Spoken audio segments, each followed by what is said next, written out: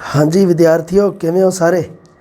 लो जी, आप गल करते हैं अपनी अगली जमात विच ते जिहदे विच अपना टॉपिक का नाम है हाँ जी अरस्तू के बारे आप पढ़ना है। अरस्तू का अनुकरण, विरेचन अते त्रासदी सिद्धांत एक दूजे नाल जुड़े हुए है। अरस्तू का अनुकरण, विरेचन ते त्रासदी का सिद्धांत। अरस्तू यूनान का एक प्रसिद्ध दार्शनिक है तो जिन्हें यह सिद्धांत दिता है, जिन्हें अपनी गल वैसे तो उन्हें त्रासदी की गल की है। त्रासदी की गल करद्या होया उन्हें एक तो अनुकरण की गल की है तो एक उन्हें विरेचन शब्द की गल उन्हें छुई है। आप दो प्रकार नाल इहदी गल करांगे, मतलब तीन जरूरी है जिहड़ियां गल्लां आपां करनियां। अनुकरण, विरेचन ते त्रासदी। इहदी जिहड़ी पुस्तक है पोएटिक्स, जिहदा आपां दूसरा नाम काव्य शास्त्र भी लिखते हैं, है ना, पोएटिक्स या काव्य शास्त्र। अरस्तू का अनुकरण, विरेचन ते त्रासदी का सिद्धांत गल करते हैं। पहला तो अरस्तू के समय की गल कर लीए। अरस्तू है जिहड़ा ये प्लेटो का चेला है, प्रसिद्ध दार्शनिक है यूनान का प्लेटो, उहदा चेला है अरस्तू। तो आपां अरस्तू नूं पढ़न तो बाद एक आपां पढ़ांगे लोजाइनस का पढ़ांगे आपां उदात का संकल्प, है ना। अरस्तू का समा है जिहड़ा ਉਹ प्लेटो तो बाद विच है, लोजाइनस तो पहला है, मतलब कि प्लेटो ते लोजाइनस के विचकार है अरस्तू का जिहड़ा समा है। तो अरस्तू की है, हुण देखो अरस्तू की पहला तो ये शब्द समझो। अनुकरण का मतलब तुहानूं पता ही है, नकल हुंदा है ना, किसी चीज़ की आपां नकल करते हैं, इमीटेशन करते हैं। विरेचन का दूसरा शब्द कथा रसिस भी हुंदा है, ये भी शब्द आ जाऊगा तुहाडे सामने, कथा रसिस। फिर अपनी गल भी क्लीयर हो जूगी भी ये की चीज़ है। वैसे इसका मतलब है कथा रसिस, लिखिया होंदा है। बहुत किताबां तुहाडे कोले बुक्स होणगियां, उन्हां दे विच नाम लिखिया होगा। कथा रसिस का शाब्दिक अर्थ विरेचन ही बनता। ये है कि बड़ा इहदे बारे भी गल करांगे। त्रासदी का तुहानूं पता ही है, बड़ी जी फलाने नाल त्रासदी होगी, मतलब दुखांत, कोई दुखांत वाली प्रक्रिया वापर जे आपां उसनूं त्रासदी कह दिंदे आ, है ना। लो जी, अरस्तू ने काव्य नाट दे विच जिहड़ी गल कीती है दुखांत दी, क्योंकि अपने तो देखो अच्छा ये बराबर जे तुलना करिए, ये तो हैगी आ पश्चिमी काव्य शास्त्र, एक चल रहा भारती काव्य शास्त्र। भारती काव्य शास्त्र दे विच दुखांत की परंपरा है नहीं सी, इस करके आ चीज़ां भारती काव्य परंपरा दे विच तां है नहीं गया। अनुकरण, विरेचन, त्रासदी। हाँ, साडे वर्तमान भाषा विग्यानियां ने, वर्तमान साडे जिहड़े विद्वान है उन्होंने इस ते चर्चा जरूर की है, विचार जरूर की है। लो गल करते हैं अरस्तू दे इस सिद्धांत की। इहदा नाम दूसरा रचनात्मक अभिव्यक्ति का सिद्धांत भी है। अरस्तू का एक गल कहता, अरस्तू अनुकरण की जदों गल करदा हो तो वह की है, असल दे विच अरस्तू दा जिहड़ा गुरु है वह काव्य की निंदिया करता है। लो जी, आप तीन जाने नाल लैके चलने आ बेटा जी, तीन जाने बराबर समान एक समान लैके चलने आ। तीन किहड़े किहड़े शख्स है, एक मिनट पहला इहदा रंग थोड़ा जिहा वधिया कर लीए। हाँ आ ठीक है। हाँ, तीन शख्सां नूं आपां समझना नाल। वैसे तो अपने लोजाइनस तो आप पढ़ना ही पढ़ना है, ये तो कोई दिक्कत ही नहीं, है ना। हुण आपां नाल प्लेटो की थोड़ी जी गल करते हैं भी अरस्तू ने अनुकरण की जो गल की है ना, तो वह प्लेटो का जवाब है एक, मतलब प्लेटो नूं रिप्लाई किया है अनुकरण की जो गल करता है अरस्तू। अनुकरण जिन्होंने आप नकल कह दें अपनी भाषा दे विच, अरस्तू ने उन्होंने मतलब अनुकरण, अपनी जिहड़ी साहित्यक भाषा उहदे विच अनुकरण, अपनी देसी भाषा च आपां उहनूं नकल कह दें किसी चीज़ की। प्लेटो कहंदा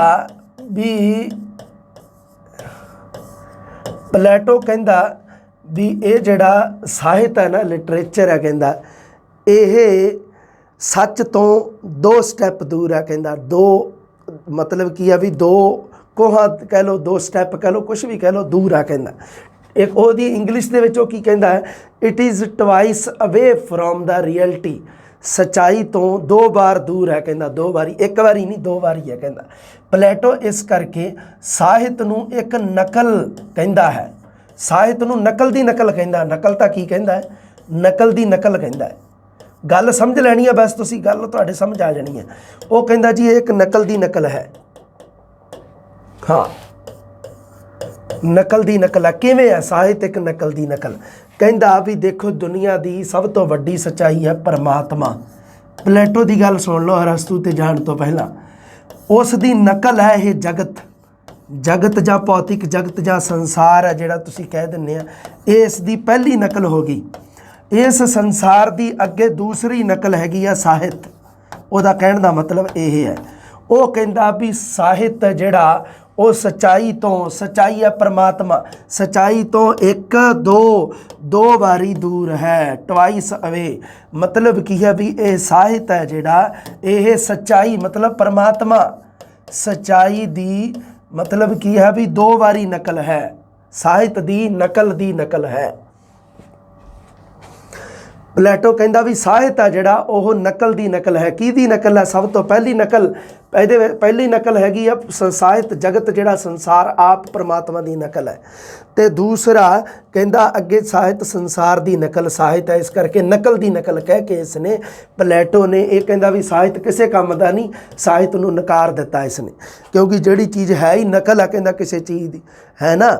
ਆਪਾਂ ਤਾਂ ਅਸਲ ਚੀਜ਼ ਆ, ਮੰਨ ਲਓ ਆਪਾਂ ਚੀਜ਼ ਦੇਖਦੇ ਹਾਂ ਜਦੋਂ ਬਾਜ਼ਾਰ ਦੇ ਵਿੱਚ, ਆਪਾਂ ਕੋਸ਼ਿਸ਼ ਕਰਦੇ ਹਾਂ ਸਾਨੂੰ ਅਸਲ ਚੀਜ਼ ਮਿਲੇ, ਹੈ ਨਾ। ਆਪਾਂ ਬ੍ਰਾਂਡ ਭਾਲਦੇ ਹੁੰਦੇ ਹਾਂ, ਹੈ ਨਾ, ਆਪਾਂ ਉਹਦੀ ਨਕਲ ਤਾਂ ਲੱਭਦੇ ਨਹੀਂ ਹੁੰਦੇ, ਹੈ ਨਾ। ਆਪਾਂ ਨੂੰ ਹੁੰਦਾ ਵੀ ਬ੍ਰਾਂਡ ਵੇਖੀਏ, ਤਾਂ ਇਸ ਕਰਕੇ ਇਹ ਕਹਿੰਦਾ ਵੀ ਇਸ ਬ੍ਰਾਂਡ ਦੀ ਨਕਲ ਹੈ, ਕਹਿੰਦਾ ਬ੍ਰਾਂਡ ਦੀ ਅੱਗੇ ਨਕਲ ਦੀ ਨਕਲ ਹੈ। ਪਲੇਟੋ ਨੇ ਗੱਲ ਕਲੀਅਰ ਕਰਕੇ ਇੱਥੇ ਖ਼ਤਮ ਕਰਤਾ ਆਪਦਾ ਕੰਮ, ਕਹਿੰਦਾ ਲਓ ਜੀ ਸਾਹਿਤ ਕਿਸੇ ਕੰਮ ਨਹੀਂ ਆਉਂਦਾ ਸਾਡੇ, ਖ਼ਤਮ, ਬਾਏ ਬਾਏ, ਟਾਟਾ ਕਹਿੰਦਾ। ਹੁਣ ਪਲੇਟੋ ਨੇ ਗੱਲ ਜਦੋਂ ਕਲੀਅਰ ਕਰਤੀ ਤਾਂ ਉਸ ਦਾ ਚੇਲਾ ਅਰਸਤੂ ਉੱਠਿਆ। ਅਰਸਤੂ ਕੀ ਕਹਿੰਦਾ ਸੁਣੋ, ਦੂਸਰੀ ਗੱਲ ਕਲੀਅਰ ਕਰਦਾ ਤੁਹਾਡੇ ਨਾਲ। ਲਓ ਹੁਣ ਗੱਲ ਕਰਦੇ ਹਾਂ ਅਰਸਤੂ ਦੀ। ਅਰਸਤੂ ਜਿਹੜਾ ਆਪਣਾ ਬਾਈ ਹੈ ਇਹ ਕਹਿੰਦਾ ਵੀ ਦੇਖੋ ਨਕਲ ਤਾਂ ਹੈ, ਕਹਿੰਦਾ ਠੀਕ ਹੈ, ਕਹਿੰਦਾ ਮੰਨ ਲੈਂਦੇ ਆ ਵੀ ਇਹ ਜਿਹੜਾ ਭੌਤਿਕ ਜਗਤ ਦੀ ਨਕਲ ਆ, ਕਹਿੰਦਾ ਚਲੋ ਸਾਹਿਤ ਇੱਕ ਗੱਲ ਆ, ਕਹਿੰਦਾ ਵੀ ਚਲੋ ਠੀਕ ਆ ਮੰਨ ਲਈ ਵੀ ਨਕਲ ਹੈ ਨਾ। ਅਨੁਕਰਨ ਕਹਿੰਦਾ ਨਾ, ਉਹ ਇਸ ਚੀਜ਼ ਨੂੰ ਅਨੁਕਰਨ ਹੀ ਕਿਹਾ ਹੈ, ਉਹ ਕਹਿੰਦਾ ਨਕਲ ਆ।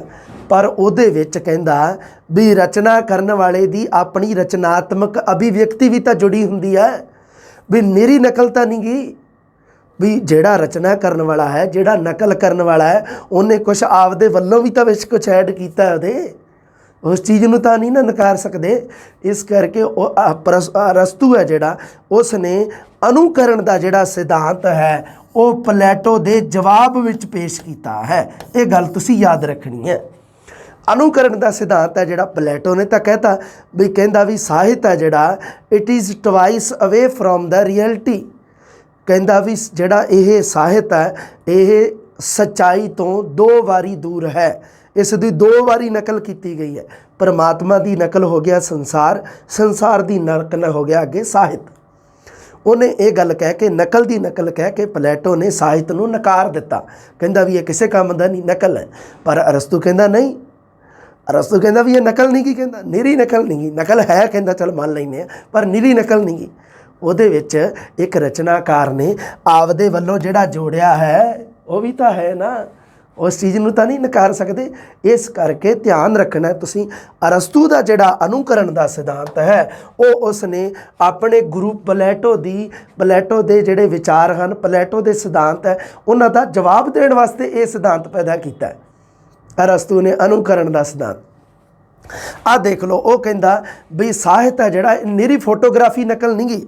ਜਿਵੇਂ ਆਪਾਂ ਜਾਈਏ ਸਟੂਡੀਓ 'ਚ ਫੋਟੋ ਖਿਚਾਉਣ, ਤੇ ਫੋਟੋ ਵਾਲਾ ਫੋਟੋ ਖਿੱਚੂਗਾ ਆਪਣੀ ਹੂਬਹੂ ਆਊਗੀ ਫੋਟੋ, ਐਵੇਂ ਹੀ ਆਊਗੀ ਨਾ, ਤਾਂ ਉਹ ਕੀ ਆ, ਉਹ ਨਿਰੀ ਨਕਲ ਆ, ਫੋਟੋਗ੍ਰਾਫੀ ਨਕਲ ਕਹਿੰਦੇ ਆਪਾਂ। ਪਰ ਉਹ ਕਹਿੰਦਾ ਵੀ ਅਰਸਤੂ ਕਹਿੰਦਾ ਵੀ ਇਹ ਫੋਟੋਗ੍ਰਾਫੀ ਨਕਲ ਨਹੀਂ ਗੀ ਸਾਹਿਤ ਸੱਚਾਈ ਦੀ, ਇਹ ਕੀ ਹੈ, ਚਿੱਤਰਕਾਰੀ ਵਾਂਗ ਸਿਰਜਣਾਤਮਕ ਅਨੁਕਰਨ ਹੈ। ਜਿਵੇਂ ਇੱਕ ਚਿੱਤਰਕਾਰ ਮੰਨ ਲਓ ਤੁਹਾਡੀ ਫੋਟੋ ਬਣਾਊਗਾ ਜਦੋਂ, ਤਾਂ ਉਹ ਕੀ ਕਰੇਗਾ, ਜਦੋਂ ਰੇਖਾਵਾਂ ਦੇ ਦੁਆਰਾ, ਰੰਗਾਂ ਦੇ ਦੁਆਰਾ ਜਦੋਂ ਬਣਾਊਗਾ ਤੇ ਉਦੋਂ ਆਪਦੇ ਵੱਲੋਂ ਵੀ ਤੁਹਾਡੇ ਮਤਲਬ ਚਿਹਰੇ ਮੋਹਰੇ ਦੇ ਵਿੱਚ ਆਪਣੇ ਵੱਲੋਂ ਜਿਹੜੀ ਉਹ ਛੋਹ ਦੇਊਗਾ ਨਾ, ਬਰੱਸ਼ ਦੀ ਕਹਿ ਲਓ ਤੁਸੀਂ, ਤਾਂ ਉਹ ਮਤਲਬ ਉਹਦੇ ਨਾਲ ਇੱਕ ਅਲੱਗ ਚੀਜ਼ ਨਿਕਲ ਕੇ ਆਊਗੀ। ਹੋਵੋਗੇ ਤੁਸੀਂ ਪਰ ਤੁਹਾਡਾ ਇੱਕ ਅਲੱਗ ਜਿਹਾ ਮਤਲਬ ਕਿ ਉਹਦੇ ਵਿੱਚ ਐਡ ਕੀਤਾ ਹੋਊਗਾ, ਹੈ ਨਾ। ਜਿਹੜੀ ਸੁੰਦਰਤਾ ਇੱਕ ਚਿੱਤਰਕਾਰ ਐਡ ਕਰ ਸਕਦਾ, ਉਹ ਫੋਟੋਗ੍ਰਾਫਰ ਐਡ ਨਹੀਂ ਕਰ ਸਕਦਾ। ਫੋਟੋਗ੍ਰਾਫਰ ਕਿਵੇਂ ਐਡ ਕਰੂਗਾ, ਕਰਨ ਦਾ ਤਰੀਕਾ ਹੀ ਨਹੀਂ, ਪਰ ਅੱਡ ਚੀਜ਼ ਚਿੱਤਰਕਾਰ ਹੀ ਐਡ ਕਰੂਗਾ। ਤੁਸੀਂ ਕਦੇ ਵੀ ਦੇਖ ਲਿਓ, ਤੁਸੀਂ ਮੰਨ ਲਓ ਕੋਈ ਹੁੰਦੇ ਆ ਨਾ ਪੋਰਟਰੇਟ ਜਿਹੜੇ ਹੁੰਦੇ ਆ, ਹੈ ਨਾ, ਜਿਵੇਂ ਮੰਨ ਲਓ ਤੁਸੀਂ ਕਿਤੇ ਇਹੋ ਜਿਹੀ ਜਗ੍ਹਾ 'ਤੇ ਚੱਲ ਜਾਓ ਜਿੱਥੇ ਪੋਰਟਰੇਟ ਕਰਨ ਵਾਲੇ ਬੈਠੇ ਹੋਣ, ਤੁਹਾਡੀ ਮਤਲਬ ਕੀ ਹੈ ਵੀ ਤੁਹਾਨੂੰ ਸਾਹਮਣੇ ਬਿਠਾ ਕੇ ਚਿੱਤਰਕਾਰੀ ਕਰਨ ਵਾਲੇ ਬੈਠੇ ਹੋਣ, ਤਾਂ ਉਹ ਜਦੋਂ ਬਣਾਉਣਗੇ ਤਾਂ ਉਹ ਬੜੀ ਸ਼ਾਨਦਾਰ ਤਸਵੀਰ ਬਣਾਉਣਗੇ, ਬੜੀ ਸ਼ਾਨਦਾਰ। ਤੇ ਉਹ ਤੁਹਾਡੇ ਅੰਦਰ ਉਹ ਕਲਰਸ ਦੇ ਦੁਆਰਾ ਇੱਕ ਨਵੀਂ ਚੀਜ਼ ਐਡ ਕਰ ਦਿੰਦੇ ਆ, ਹੈ ਨਾ। ਉਹ ਨਵੀਂ ਜਿਹੜੀ ਟੱਚ, ਉਹ ਫਿਨਿਸ਼ਿੰਗ ਟੱਚ ਪ੍ਰਦਾਨ ਕਰਦੇ ਆ ਜਿਹੜੇ, ਉਹਨੂੰ ਅਰਸਤੂ ਨੇ ਕਿਹਾ ਹੈ ਵੀ ਚਿੱਤਰਕਾਰੀ ਵਾਂਗ ਸਿਰਜਣਾਤਮਕ ਅਨੁਕਰਨ ਹੈ। ਉਹਨੇ ਦੋ ਸ਼ਬਦ ਵਰਤੇ, ਇੱਕ ਸਿਰਜਣਾਤਮਕਤਾ, ਇੱਕ ਅਨੁਕਰਨ। ਉਹ ਕਹਿੰਦਾ ਅਨੁਕਰਨ ਤਾਂ ਹੈ ਪਰ ਅਨੁਕਰਨ ਇਕੱਲਾ ਨਹੀਂ ਗਾ, ਸਿਰਜਣਾਤਮਕਤਾ ਨਾਲ ਹੈ। ਕਹਿੰਦਾ ਆਪਣੇ ਵੱਲੋਂ ਵੀ ਤਾਂ ਐਡ ਕੀਤਾ ਕੁਛ ਉਹਨੇ, ਇੱਕ ਚਿੱਤਰਕਾਰ ਨੇ। ਇਸ ਕਰਕੇ ਅਰਸਤੂ ਨੇ ਅਨੁਕਰਨ ਦੀ ਗੱਲ ਕਰਦਿਆਂ ਜਿਹੜਾ ਸਾਹਿਤਕਾਰ ਹੈ ਉਸ ਨੂੰ ਇੱਕ ਚਿੱਤਰਕਾਰ ਦੱਸਿਆ। ਕਹਿੰਦਾ ਜੀ ਉਹ ਚਿੱਤਰਕਾਰ ਵਾਂਗੂ ਸਿਰਜਣਾਤਮਕ ਅਨੁਕਰਨ ਕਰਦਾ ਹੈ, ਜਿਸ ਵਿੱਚ ਕਵੀ ਕਿਹੜੀਆਂ ਚੀਜ਼ਾਂ ਜੋੜਦਾ ਸਿਰਜਣਾਤਮਕਤਾ ਦੇ ਵਿੱਚ? ਕਵੀ ਦੀ ਸੰਵੇਦਨਾ, ਕਵੀ ਦਾ ਅਨੁਭਵ, ਕਵੀ ਦੀ ਬੁੱਧੀ ਦੁਆਰਾ ਉਹ ਉਸ ਚੀਜ਼ ਨੂੰ ਮੌਲਿਕਤਾ ਪ੍ਰਦਾਨ ਕਰਦਾ ਹੈ। ਉਹ ਚੀਜ਼ ਅਨੁਕਰਨ ਰਹਿ ਹੀ ਨਹੀਂ ਜਾਂਦੀ। ਕਹਿੰਦਾ ਅਨੁਕਰਨ ਤਾਂ ਰਹਿ ਹੀ ਨਹੀਂ ਜਾਂਦੀ, ਕਹਿੰਦਾ ਨਕਲ ਰਹਿ ਹੀ ਨਹੀਂ ਜਾਂਦੀ। ਕਹਿੰਦਾ ਕਿਉਂਕਿ ਸਿਰਜਣਾਤਮਕਤਾ ਜਦੋਂ ਜੋੜਤੀ ਅਗਲੇ ਨੇ, ਜਦੋਂ ਇੱਕ ਕਵੀ ਨੇ ਆਪਣੀ ਸੰਵੇਦਨਾ, ਆਪਣੇ ਅਨੁਭਵ, ਆਪਣੀ ਬੁੱਧੀ ਦੁਆਰਾ ਉਹਦੇ ਵਿੱਚ ਮੌਲਿਕਤਾ ਹੋ ਗਈ। ਕਹਿੰਦਾ ਤੁਸੀਂ ਇੱਕ ਵਿਸ਼ੇ 'ਤੇ ਬਹੁਤ ਸਾਰੀਆਂ ਕਵਿਤਾਵਾਂ ਦੇਖ ਸਕਦੇ ਹੋ, ਹਰ ਕਵੀ ਨੇ ਆਪਣੇ ਮੌਲਿਕ ਤਰੀਕੇ ਨਾਲ ਲਿਖੀ ਹੋਈ ਹੈ। ਤੁਸੀਂ ਉਹਨੂੰ ਅਨੁਕਰਨ ਥੋੜ੍ਹਾ ਕਹਿ ਦੋਗੇ। ਜਿਵੇਂ ਮੰਨ ਲਓ ਤਾਜ ਮਹਿਲ 'ਤੇ ਕਵਿਤਾ ਲਿਖੀ ਹੈ, 3-4 ਕਵੀ ਲਿਖਣ ਵਾਲੇ ਆ, ਤਾਂ ਤੁਸੀਂ ਕਹੋਗੇ ਇਹ ਤਾਂ ਇੱਕ ਦੂਜੇ ਦੀ ਨਕਲ ਕਰੀ ਜਾਂਦੇ, ਐਵੇਂ ਕਹੋਗੇ? ਨਹੀਂ, ਕਵੀ ਦੀ ਆਪਣੀ ਸਿਰਜਣਾਤਮਕਤਾ, ਹਰ ਕਵੀ ਦੀ ਸੋਚਣ ਵਿਚਾਰਨ ਦੀ ਸ਼ਕਤੀ ਆਪਦੀ ਹੈ।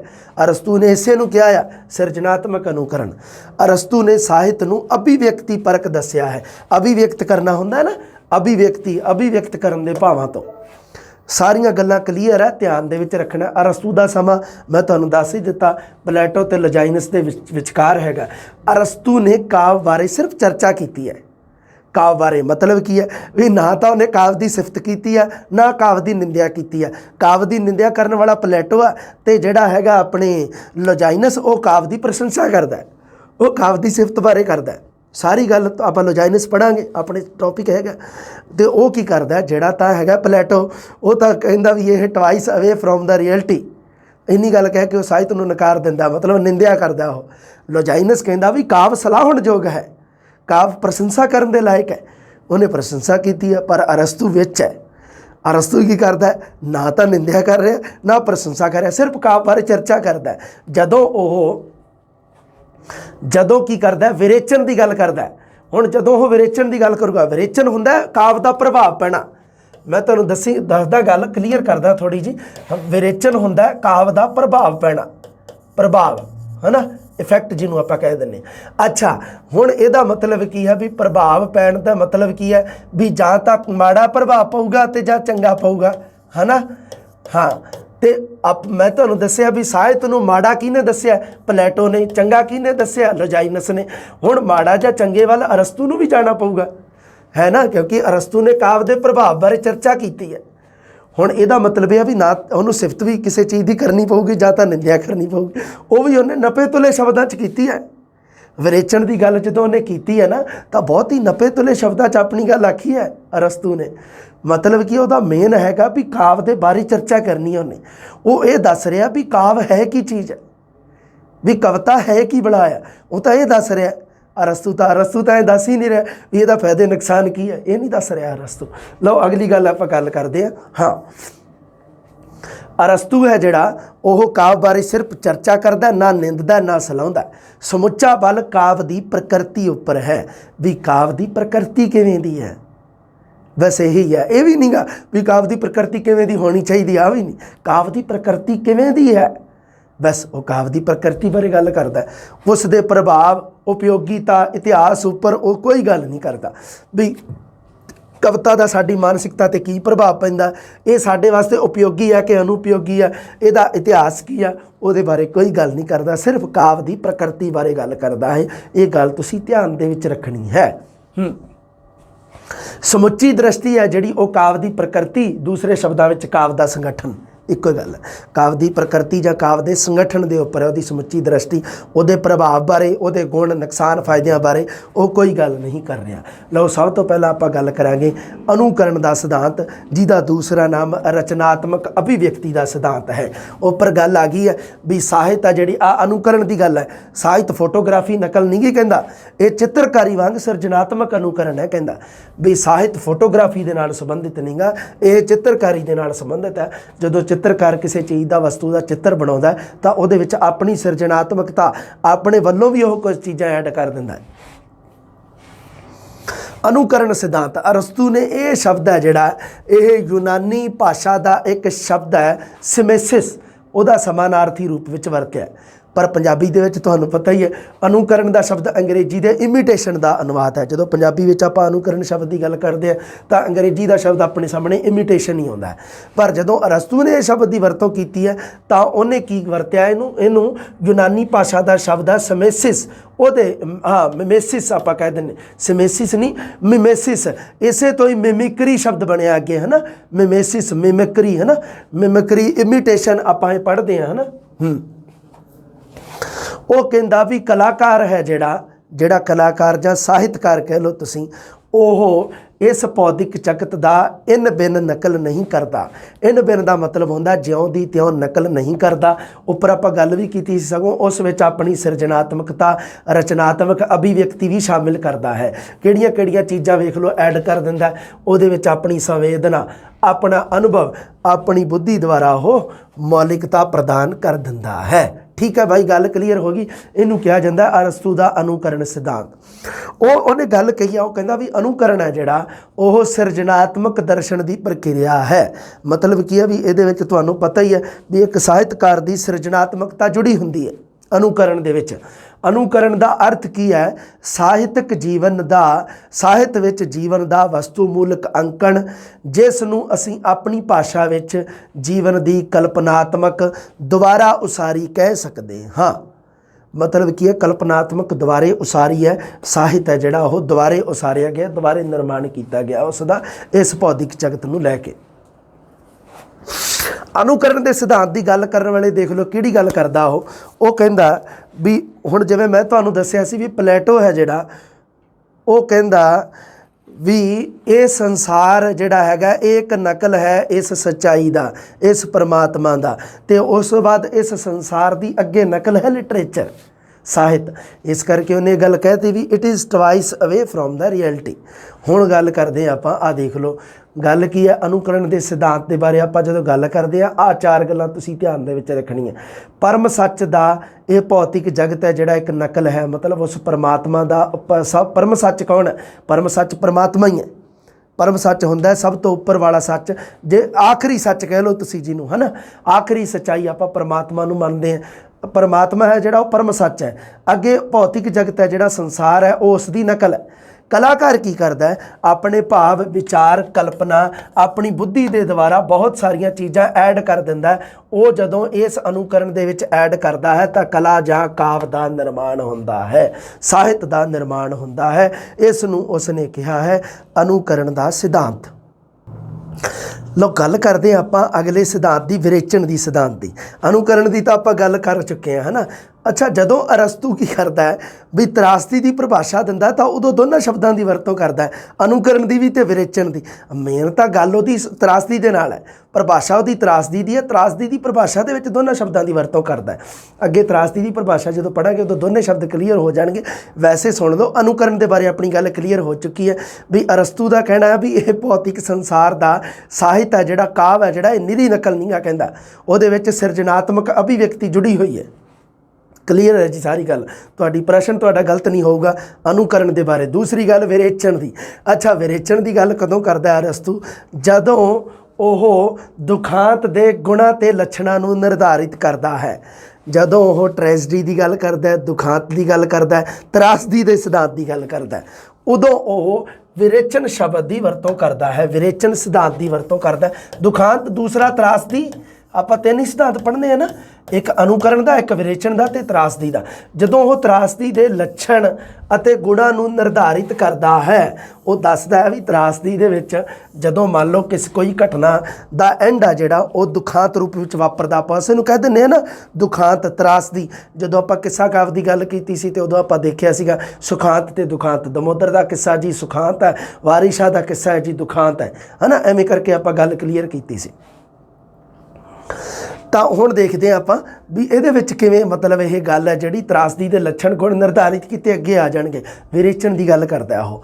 ਬੁਨਿਆਦੀ ਤੌਰ ਤੇ ਇਹ ਸ਼ਬਦ ਹੈ ਜਿਹੜਾ ਚਿਕਿਤਸਾ ਸ਼ਾਸਤਰ ਦੇ ਨਾਲ ਸੰਬੰਧਿਤ ਹੈ, ਜੋ ਅਰਸਤੂ ਨੂੰ ਪਰੰਪਰਾ ਰੂਪ ਵਿੱਚ ਮਿਲਿਆ। ਅਰਸਤੂ ਦਾ ਪਿਤਾ ਸੀ ਜਿਹੜਾ ਉਹ ਇੱਕ ਚਿਕਿਤਸਾ ਸ਼ਾਸਤਰ ਸੀ, ਇੱਕ ਚਿਕਿਤਸਕ ਸੀਗਾ, ਚਿਕਿਤਸਾ ਸ਼ਾਸਤਰੀ ਸੀ, ਮਤਲਬ ਡਾਕਟਰ ਸੀ, ਚਿਕਿਤਸਕ ਸੀ, ਤੇ ਅਰਸਤੂ ਵੀ ਚਿਕਿਤਸਕ ਸੀ। ਇਸ ਕਰਕੇ ਉਹਨੇ ਕੀ ਕੀਤਾ, ਵਿਰੇਚਨ ਸ਼ਬਦ ਦੀ ਵਰਤੋਂ ਹੈ ਜਿਹੜੀ ਉਹ ਚਿਕਿਤਸਾ ਸ਼ਾਸਤਰ ਤੋਂ ਚੱਕ ਕੇ ਕੀਤੀ ਹੈ। ਸਾਹਿਤ ਦੇ ਵਿੱਚ ਜਦੋਂ ਉਹਨੇ ਦੁਖਾਂਤ ਦੀ ਗੱਲ ਕੀਤੀ ਹੈ, ਉਹ ਕਹਿੰਦਾ ਵੀ ਦੁਖਾਂਤ ਹੈ ਜਿਹੜਾ ਜਦੋਂ ਵਾਪਰਦਾ ਹੈ ਤਾਂ ਉਦੋਂ ਕੀ ਹੁੰਦਾ ਹੈ, ਵਿਰੇਚਨ ਹੋ ਜਾਂਦਾ ਹੈ, ਵਿਰੇਚਨ। ਅੱਛਾ, ਹੁਣ ਚਿਕਿਤਸਾ ਸ਼ਾਸਤਰ ਦੇ ਵਿੱਚ ਵਿਰੇਚਨ ਦਾ ਕੀ ਮਹੱਤਵ ਹੈ?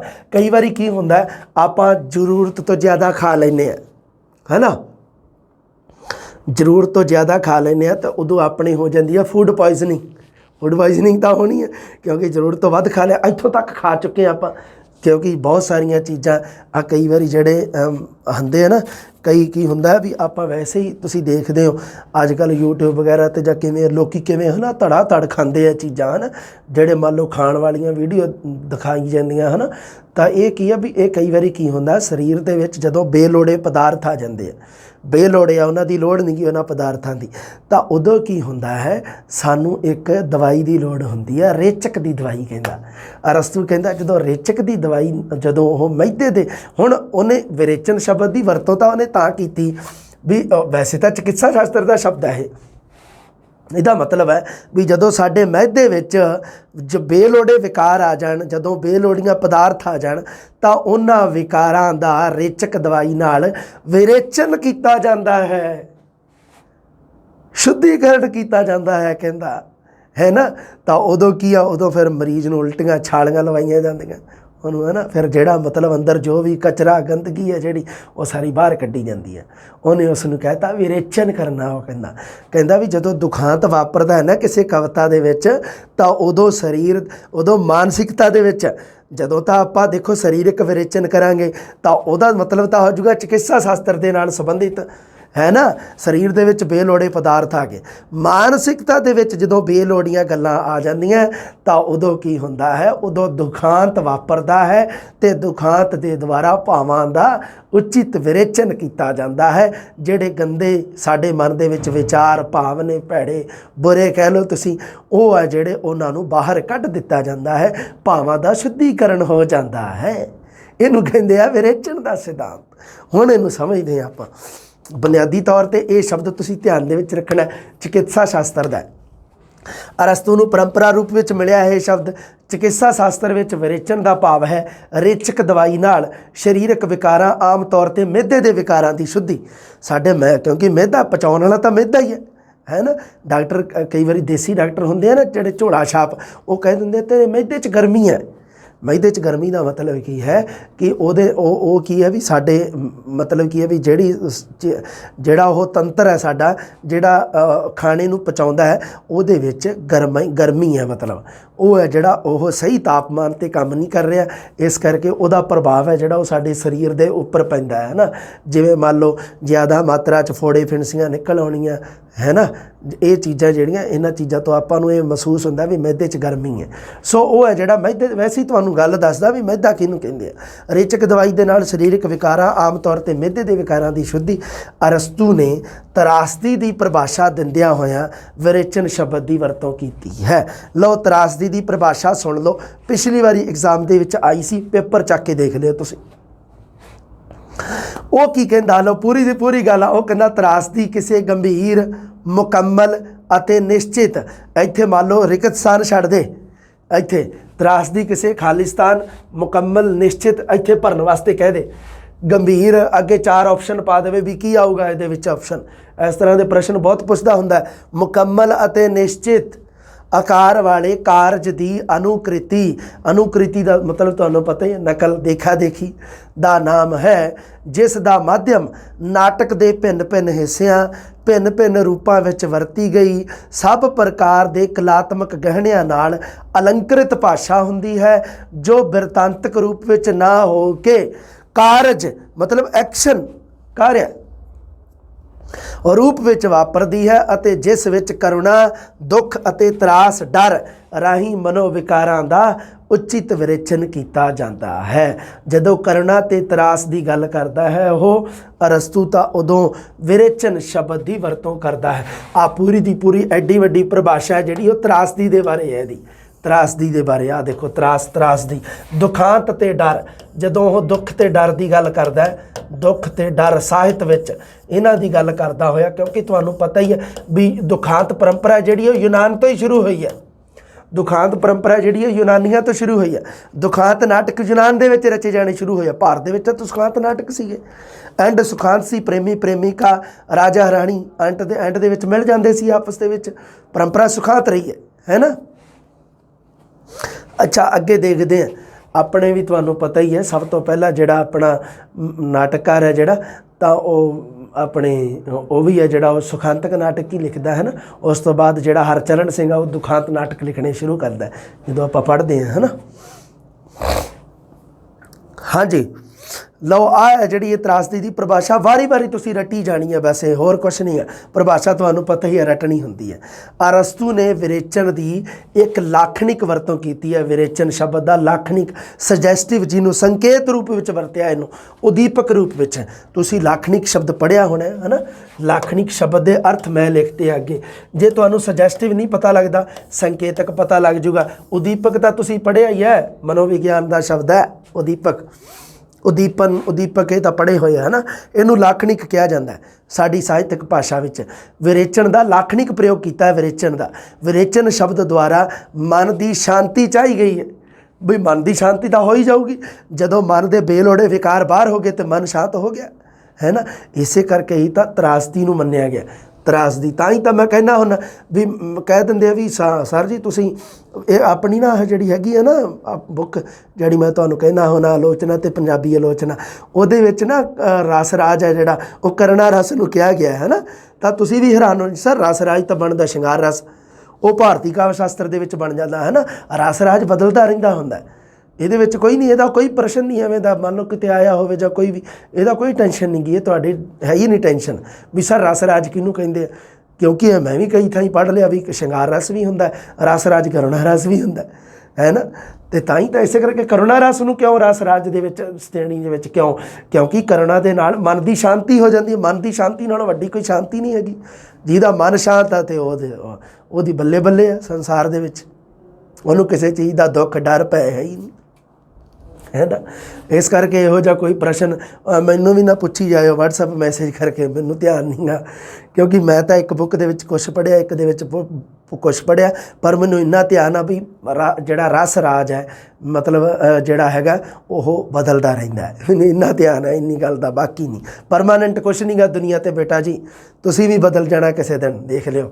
ਵਿਰੇਚਨ ਸ਼ਬਦ ਦੁਆਰਾ ਮਨ ਦੀ ਸ਼ਾਂਤੀ ਚਾਹੀ ਗਈ ਹੈ। ਇਸੇ ਦੇ ਆਧਾਰ 'ਤੇ ਆਲੋਚਕ ਹੋਇਆ ਰਿਚਰਡ। ਉਹਨੇ ਅੰਤਰਵਿਰਤੀਆਂ ਦੇ ਸਮਤੋਲ ਦਾ ਸਿਧਾਂਤ ਪੇਸ਼ ਕੀਤਾ ਹੈ। ਇਹ ਤੁਸੀਂ ਧਿਆਨ ਦੇ ਵਿੱਚ ਰੱਖਣੀ ਹੈ ਗੱਲ ਵੀ ਮੰਨ ਲਓ ਪ੍ਰਸ਼ਨ ਆ ਜੇ ਵੀ ਇਹ ਆਲੋਚਕ ਰਿਚਰਡ ਦਾ ਜਿਹੜਾ ਅੰਤਰਵਿਰਤੀਆਂ ਦੇ ਸਮਤੋਲ ਦਾ ਸਿਧਾਂਤ ਹੈ ਉਹ ਕਿਹੜੇ ਸਿਧਾਂਤ ਦੇ ਉੱਪਰ ਆਧਾਰਿਤ ਹੈ, ਤਾਂ ਉਹ ਤੁਸੀਂ ਕਹਿਣਾ ਜੀ ਅਰਸਤੂ ਦੇ ਤਰਾਸਦੀ ਦੇ ਸਿਧਾਂਤ ਅਨੁਕਰਣ ਦੇ ਸਿਧਾਂਤ ਉੱਪਰ ਆਧਾਰਿਤ ਹੈ। ਡਾਕਟਰ ਨਗੇਂਦਰ ਹਿੰਦੀ ਦਾ ਪ੍ਰਸਿੱਧ ਆਲੋਚਕ ਹੈ। ਡਾਕਟਰ ਨਗੇਂਦਰ ਨੇ ਅਰਸਤੂ ਦੇ ਵਿਰੇਚਨ ਸਿਧਾਂਤ ਅਤੇ ਭਾਰਤੀ ਰਸ ਸਿਧਾਂਤ ਦਾ ਤੁਲਨਾਤਮਕ ਅਧਿਐਨ ਕਰਕੇ ਸੰਬੰਧ ਸਥਾਪਿਤ ਕੀਤੇ ਹਨ, ਹੈ ਨਾ। ਜਿਵੇਂ ਆਪਣੇ ਹੁੰਦੇ ਆ ਨਾ ਉਹ ਆਪਣੇ ਕਿਹੜੇ ਹੁੰਦੇ ਆ ਰਜੋਗੁਣ ਤਮੋਗੁਣ ਸਤੋਗੁਣ, ਉਹਨਾਂ ਨੂੰ ਲੈ ਕੇ ਉਹਨੇ ਤੇ ਬੜਾ ਸ਼ਾਨਦਾਰ ਤਰੀਕੇ ਨਾਲ ਮਤਲਬ ਇਹ ਸਿਧਾਂਤ ਹੈ ਜਿਹੜੇ ਇਹ ਪੇਸ਼ ਕੀਤੇ ਆਏ ਨੇ ਡਾਕਟਰ ਨਗੇਂਦਰ ਨੇ।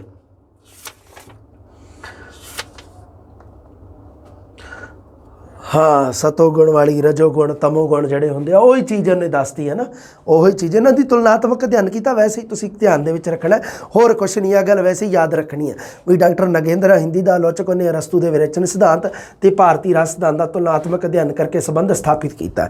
ਇਹ ਤੁਸੀਂ ਯਾਦ ਰੱਖਣਾ, ਕਿਉਂਕਿ ਭਾਰਤੀ ਰਸ ਸਿਧਾਂਤ ਵੀ ਆਪਾਂ ਪੜ੍ਹਿਆ ਅਤੇ ਅਰਸਤੂ ਵਾਲਾ ਤਾਂ ਆਪਾਂ ਪੜ੍ਹੀ ਜਾਂਦੇ ਹਾਂ। ਹੁਣ ਆਪਾਂ ਗੱਲ ਕਰਦੇ ਹਾਂ ਤਰਾਸਦੀ ਸਿਧਾਂਤ।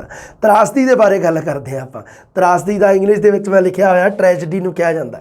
ਨਾਟਕ ਜਾਂ ਸਾਹਿਤਕ ਕਿਰਤ ਜਿਹੜੀ ਹੈ ਕੋਈ, ਖਾਸ ਕਰਕੇ ਉਹਨੇ ਨਾਟਕ ਦੀ ਗੱਲ ਹੀ ਕੀਤੀ ਹੈ, ਵਿੱਚ ਬਿਰਤਾਂਤਕ ਪਰਿਸਥਿਤੀਆਂ ਇੱਕੋ ਜਿਹੀਆਂ ਨਹੀਂ ਹੁੰਦੀਆਂ। ਬਿਰਤਾਂਤਕ ਪ੍ਰਸਥਿਤੀਆਂ ਜਿਹੜੀਆਂ ਇੱਕੋ ਜਿਹੀਆਂ ਨਹੀਂ ਹੁੰਦੀਆਂ।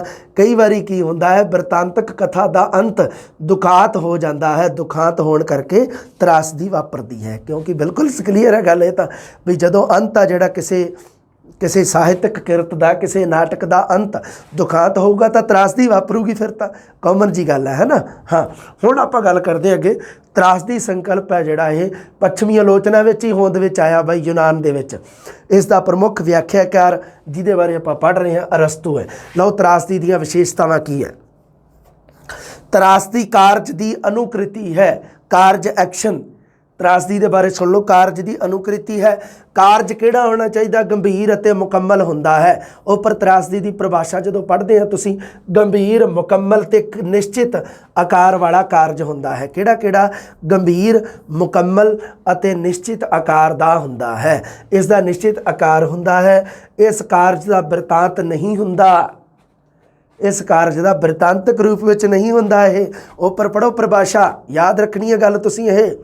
ਹਾਂ, ਲਿਖਿਆ ਹੋਇਆ ਹੈ ਬਿਰਤਾਂਤਕ ਰੂਪ ਵਿੱਚ ਨਾ ਹੋ ਕੇ ਕਾਰਜ ਐਕਸ਼ਨ ਰੂਪ ਵਿੱਚ ਵਾਪਰਦਾ ਹੈ। ਬਿਰਤਾਂਤਕ ਰੂਪ ਵਿੱਚ ਨਹੀਂ ਹੁੰਦਾ, ਐਕਸ਼ਨ ਰੂਪ ਵਿੱਚ ਹੁੰਦਾ ਹੈ।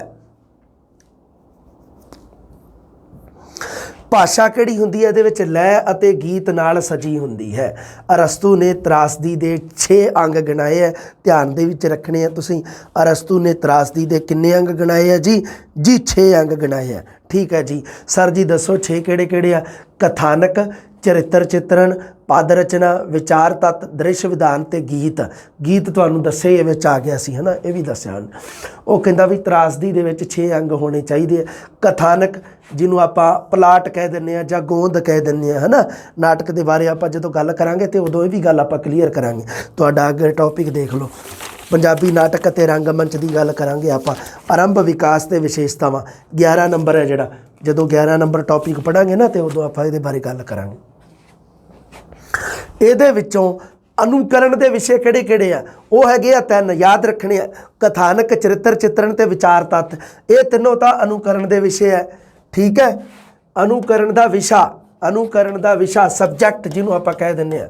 ਅਨੁਕਰਨ ਦੇ ਵਿਸ਼ੇ ਕਿਹੜੇ ਕਿਹੜੇ? ਕਥਾਨਕ, ਚਰਿੱਤਰ ਚਿੱਤਰਨ ਤੇ ਵਿਚਾਰ ਤੱਤ। ਜਿਹੜੀ ਤਾਂ ਪਦ ਰਚਨਾ ਹੈ ਉਹ ਪਦ ਰਚਨਾ ਤੇ ਗੀਤ, ਇਹ ਦੋਨੋਂ ਹੈਗੇ ਆ ਅਨੁਕਰਨ ਦੀਆਂ ਵਿਧੀਆਂ। ਅਨੁਕਰਨ ਕਰਨ ਦੇ ਢੰਗ ਜਾਂ ਤਰੀਕੇ, ਵਿਧੀਆਂ। ਤੇ ਦ੍ਰਿਸ਼ ਵਿਧਾਨ ਇੱਕ ਰਹਿ ਗਿਆ, ਦ੍ਰਿਸ਼ ਵਿਧਾਨ ਹੈਗਾ ਮਾਧਿਅਮ।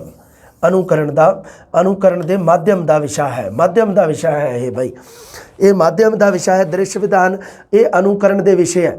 ਅਨੁਕਰਨ ਦੀਆਂ ਵਿਧੀਆਂ, ਅਨੁਕਰਨ ਦੇ ਵਿਸ਼ੇ ਤੇ ਮਾਧਿਅਮ ਦਾ ਵਿਸ਼ਾ। 3 ਚੀਜ਼ਾਂ ਤੁਹਾਨੂੰ ਯਾਦ ਹੋਣੀਆਂ ਚਾਹੀਦੀਆਂ। ਅਨੁਕਰਨ ਦੇ ਵਿਸ਼ੇ ਕਿਹੜੇ ਕਿਹੜੇ ਹੈ ਜੀ? 3 ਹੈ। ਕਥਾਨਕ, ਚਰਿੱਤਰ ਚਿੱਤਰਨ ਤੇ ਵਿਚਾਰ ਤੱਤ।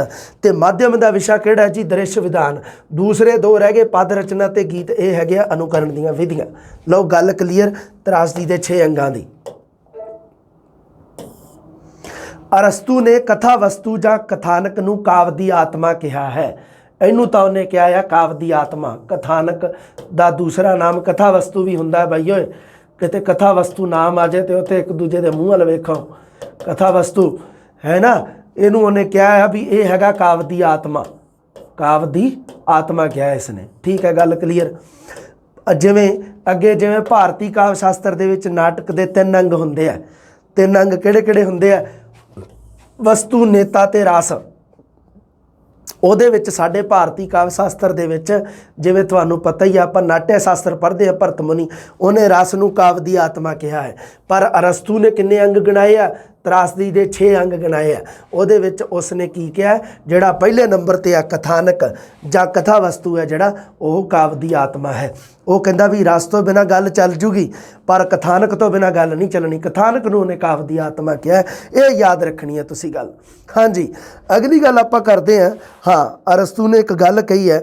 ਉਹ ਕਹਿੰਦਾ ਵੀ ਚਰਿੱਤਰ ਚਿੱਤਰਨ ਤੋਂ ਬਿਨਾਂ ਤਰਾਸਦੀ ਹੋ ਸਕਦੀ ਹੈ ਪਰ ਕਥਾਨਕ ਤੋਂ ਬਿਨਾਂ ਨਹੀਂ ਹੋਊਗੀ। ਚਰਿੱਤਰ ਚਿੱਤਰਨ, ਆਪਾਂ ਜਦੋਂ ਪਾਤਰਾਂ ਦੇ ਚਰਿੱਤਰ ਚਿੱਤਰਨ ਦੀ ਗੱਲ ਕਰਦੇ ਹਾਂ, ਬਹੁਤ ਸਾਰੀਆਂ ਕਿਤਾਬਾਂ ਦੇ ਵਿੱਚ ਤੁਸੀਂ ਪ੍ਰਸ਼ਨ ਦੇਖਦੇ ਹੋਵੋਗੇ ਜੀ, ਜਿਹੜਾ ਫਲਾਣਾ ਪਾਤਰ ਹੈ ਉਹਦਾ ਚਰਿੱਤਰ ਚਿੱਤਰਨ ਕਰੋ, ਮਤਲਬ ਉਹਦੇ ਕਰੈਕਟਰ ਬਾਰੇ ਦੱਸੋ, ਉਹਦੇ ਚਰਿੱਤਰ ਬਾਰੇ ਦੱਸੋ। ਪਰ ਅਰਸਤੂ ਕਹਿੰਦਾ ਵੀ ਚਰਿੱਤਰ ਚਿੱਤਰਨ ਤੋਂ ਬਿਨਾਂ ਤਾਂ ਤਰਾਸਦੀ ਹੋ ਜੂਗੀ ਪਰ ਕਥਾਨਕ ਤੋਂ ਬਿਨਾਂ ਨਹੀਂ ਹੋ ਸਕਦੀ। ਇਹ ਗੱਲ ਤੁਸੀਂ ਯਾਦ ਰੱਖਣੀ ਹੈ, ਬਹੁਤ ਇੰਪੋਰਟੈਂਟ ਹੈ। ਪ੍ਰਸ਼ਨ ਬਣੂਗਾ ਤੇ ਇੱਥੋਂ ਹੀ ਬਣੂਗਾ।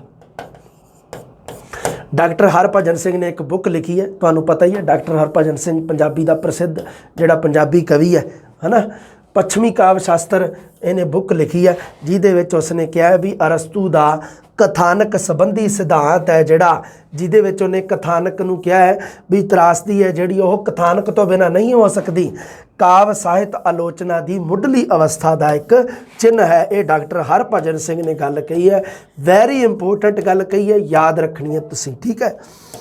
ਲਓ ਜੀ, ਤਰਾਸਦੀ ਦਾ ਨਾਇਕ ਕਿਵੇਂ ਦਾ ਹੋਣਾ ਚਾਹੀਦਾ ਹੈ?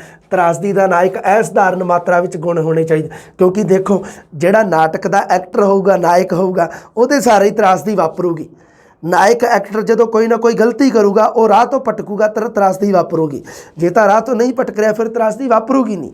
ਇਸ ਕਰਕੇ ਉਹਦੇ ਵਿੱਚ ਅਸਾਧਾਰਨ ਗੁਣ ਹੋਣੇ ਚਾਹੀਦੇ, ਮਾਲਦਾਰ, ਚੰਗੇ ਪੈਸੇ ਵਾਲਾ, ਸੋਭਾ ਵਾਲਾ, ਕੁਲੀਨ, ਉੱਚੀ ਕੁਲ ਵਾਲਾ, ਰਾਜ ਪਰਿਵਾਰ ਜਾਂ ਸਾਮਤ ਪਰਿਵਾਰ ਨਾਲ ਹੋਣਾ ਚਾਹੀਦਾ। ਉਹਦੇ ਵਿੱਚ ਬੇਈਮਾਨੀ ਦਾ ਅੰਸ਼ ਹੋਣਾ ਚਾਹੀਦਾ, ਭੁੱਲ ਕਰਨ ਦੀ ਪ੍ਰਵਿਰਤੀ ਹੋਣੀ ਚਾਹੀਦੀ ਹੈ, ਤਾਂ ਹੀ ਤਾਂ ਉਹ ਰਾਹ ਭਟਕੂਗਾ। ਰਾਹ ਭਟਕੂਗਾ, ਜਦੋਂ ਰਾਹ ਭਟਕ ਗਿਆ ਤੇ ਤਰਾਸਦੀ ਵਾਪਰੂਗੀ, ਹੈ ਨਾ। ਉਹਦੇ ਵਿੱਚ ਬੇਈਮਾਨੀ ਦਾ ਅੰਸ਼ ਹੋਣਾ ਚਾਹੀਦਾ। ਬੇਈਮਾਨੀ ਬੰਦਾ ਕਿਤੇ ਨਾ ਕਿਤੇ ਜਾ ਕੇ ਦੁਖੀ ਜ਼ਰੂਰ ਹੋਊਗਾ। ਜਿਹੜਾ ਬੰਦਾ ਭੁੱਲ ਕਰੂਗਾ, ਉਹ ਕਿਤੇ ਨਾ ਕਿਤੇ ਜ਼ਰੂਰ ਤਰਾਸਦੀ ਦਾ ਸਾਹਮਣਾ ਜ਼ਰੂਰ ਕਰੂਗਾ ਉਹ ਕਿਸੇ ਨਾ ਕਿਸੇ ਸਮੇਂ। ਇਸੇ ਕਰਕੇ ਹੀ ਤਾਂ ਉਹਦੇ ਵਿੱਚ ਬੇਈਮਾਨੀ ਦਾ ਅੰਸ਼ ਹੋਣਾ ਚਾਹੀਦਾ, ਭੁੱਲ ਕਰਨ ਦੀ ਪ੍ਰਵਿਰਤੀ ਹੋਣੀ ਚਾਹੀਦੀ ਹੈ, ਠੀਕ ਹੈ। ਗੁਣ ਬਹੁਤ ਹੋਣੇ ਚਾਹੀਦੇ, ਉੱਚੇ, ਬਹੁਤ ਸਾਰਾ ਪੈਸੇ ਵਾਲਾ, ਸੋਭਾ ਹੋਣੀ ਚਾਹੀਦੀ ਹੈ, ਕੁਲੀਨ। ਤਾਂ ਹੀ ਤਾਂ ਸੰਸਾਰ ਦੇ ਲੋਕ ਕਹਿਣਗੇ ਵੀ ਹੈ ਐਡਾ ਵੱਡਾ ਬੰਦਾ ਤੇ ਐਡੀ ਗਲਤੀ ਕਰ ਗਿਆ। ਤਾਂ ਹੀ ਤਾਂ ਕਹਿਣਗੇ ਹੁਣ ਮੇਰੇ ਵਰਗਾ ਕੋਈ ਗਲਤੀ ਕਰ ਜੇ ਤਾਂ ਕੋਈ ਨਹੀਂ ਪਛਾਣੂਗਾ, ਕਿ ਕਿਹਨੂੰ ਪਤਾ ਲੱਗੂਗਾ, ਹੈ ਨਾ। ਪਰ ਇਹ ਗਲਤੀ ਕੋਈ ਤਕੜਾ ਰਾਜਨੇਤਾ ਕਰੇ ਜਾਂ ਕੋਈ ਜਿਵੇਂ ਪ੍ਰਸਿੱਧ ਸ਼ਖਸ ਕਰੇ ਤਾਂ ਉਹਦਾ ਜਿਹੜਾ ਉਹ ਜ਼ਿਆਦਾ ਪ੍ਰਭਾਵ ਪਊਗਾ, ਹੈ ਨਾ। ਪ੍ਰਸਿੱਧੀ ਹੋਣੀ ਚਾਹੀਦੀ ਹੈ, ਕਹਿੰਦਾ ਰਾਜ ਪਰਿਵਾਰ ਦਾ ਸਾਮਤ ਹੋਣਾ ਚਾਹੀਦਾ, ਬੇਈਮਾਨੀ ਦਾ ਅੰਸ਼, ਭੁੱਲ ਕਰਨ ਦੀ ਪ੍ਰਵਿਰਤੀ। ਤਰਾਸਦੀ ਦਾ ਨਾਇਕ ਕਿਵੇਂ ਦਾ ਹੋਣਾ ਚਾਹੀਦਾ, ਇਹ ਅਰਸਤੂ ਨੇ ਦੱਸੀ ਹੈ। ਲਓ ਜੀ, ਅਰਸਤੂ ਦੇ ਬਾਰੇ ਗੱਲਾਂ ਆਪਣੀਆਂ ਹੋ ਗਈਆਂ ਕਲੀਅਰ। ਅੱਗੇ ਲੋਜਾਈਨਸ ਦਾ ਉਦਾਤ ਸਿਧਾਂਤ ਪੜ੍ਹਾਂਗੇ ਆਪਾਂ। ਅਰਸਤੂ ਦੇ ਬਾਰੇ ਸਥਿਤੀ ਕਲੀਅਰ ਹੈ, ਪ੍ਰਸ਼ਨ ਇਹਦੇ ਤੋਂ ਬਾਹਰ ਨਹੀਂ ਜਾਊਗਾ। ਅਰਸਤੂ ਦੀ ਜਿਹੜੀ ਮੈਂ ਗੱਲ ਆਖੀ ਹੈ ਤੁਹਾਨੂੰ, ਅਨੁਕਰਨ, ਵਿਰੇਚਨ ਤੇ ਤਰਾਸਦੀ ਦੇ ਸਿਧਾਂਤ ਬਾਰੇ। ਤਰਾਸਦੀ ਦੀ ਪਰਿਭਾਸ਼ਾ ਦਿੰਦਿਆਂ ਹੋਇਆਂ ਅਰਸਤੂ ਨੇ ਅਨੁਕਰਨ ਤੇ ਵਿਰੇਚਨ ਦੀ ਗੱਲ ਕੀਤੀ ਹੈ, ਜਿਹਦੇ ਵਿੱਚ ਆਪਾਂ ਅਨੁਕਰਨ ਦੀ ਗੱਲ ਕਰ ਲਈ ਹੈ ਵੀ ਕਾਰਜ ਦੀ ਅਨੁਕ੍ਰਿਤੀ ਦਾ ਨਾਮ ਹੈ। ਅਰਸਤੂ ਨੇ ਅਨੁਕਰਨ ਦੀ ਜਿਹੜੀ ਗੱਲ ਕੀਤੀ ਹੈ ਉਹ ਪਲੈਟੋ ਦੇ ਜਵਾਬ ਵਿੱਚ ਕੀਤੀ ਹੈ। ਤਰਾਸਦੀ ਦੀ ਗੱਲ ਕੀਤੀ ਹੈ ਉਹਨੇ ਮਨੋਵਿਕਾਰਾਂ ਦਾ ਵਿਰੇਚਨ ਕਰਨ ਵਾਸਤੇ, ਹੈ ਨਾ, ਮਨ ਦੀ ਸ਼ਾਂਤੀ ਵਾਸਤੇ ਉਹਨੇ ਤਰਾਸਦੀ ਦੀ ਗੱਲ ਕੀਤੀ ਹੈ, ਤੇ ਉਹਨੇ ਵਿਰੇਚਨ ਦੀ ਗੱਲ ਕੀਤੀ ਹੈ। ਹਾਂ, ਤੇ ਤਰਾਸਦੀ ਦੀ ਗੱਲ ਕਰਦੇ ਆ, ਦੋਨਾਂ ਸ਼ਬਦਾਂ ਨੂੰ ਛੂਹਿਆ ਤੇ ਤਰਾਸਦੀ ਦੇ ਵਿੱਚ ਤਰਾਸਦੀ ਦੇ 6 ਅੰਗ, ਉਹਦੇ ਵਿੱਚੋਂ ਕਥਾਨਕ ਨੂੰ ਉਹਨੇ ਕਾਵਿ ਦੀ ਆਤਮਾ ਕਿਹਾ। ਇਹ ਸਾਰੀਆਂ ਗੱਲਾਂ ਤੁਸੀਂ ਚੇਤੇ ਰੱਖਣੀਆਂ, ਹੈ ਨਾ। ਉਹ ਕਹਿੰਦਾ ਵੀ ਚਰਿੱਤਰ ਚਿੱਤਰਨ ਤੋਂ ਬਿਨਾਂ ਤਰਾਸਦੀ ਹੋ ਸਕਦੀ ਹੈ, ਕੋਈ ਦਿੱਕਤ ਨਹੀਂ, ਪਰ ਕਥਾਨਕ ਤੋਂ ਬਿਨਾਂ ਨਹੀਂ, ਪਲਾਟ ਤੋਂ ਬਿਨਾਂ ਨਹੀਂ। ਲਓ, ਗੱਲਾਂ ਸਾਰੀਆਂ ਕਲੀਅਰ, ਦੁਬਾਰੇ ਵੀ ਮੈਂ ਰਿਪੀਟ ਕਰਤੀਆਂ।